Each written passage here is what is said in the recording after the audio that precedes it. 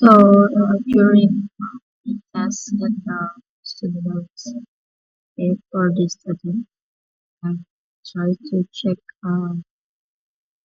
information of the student. So I search the student here,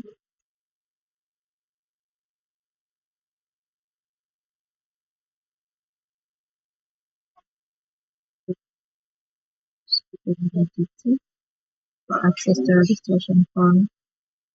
Okay. So I access and redirect to the form. I see there is a step still not done, indicating there is no checklist, green checklist mark for the step 4 and the step 6. Okay,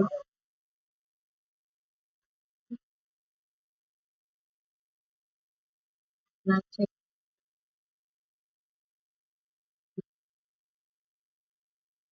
the digital payment, also not on checklist, and this is still validate. Okay.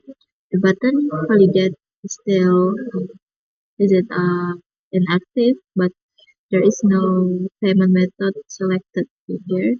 And when I check in the finance of the student, in the student balance already generated job payment. Okay, I think when I access the admission for registration form here, all the steps in the form are checklist. So, so yes, this is issue found during my testing in the student loans for here.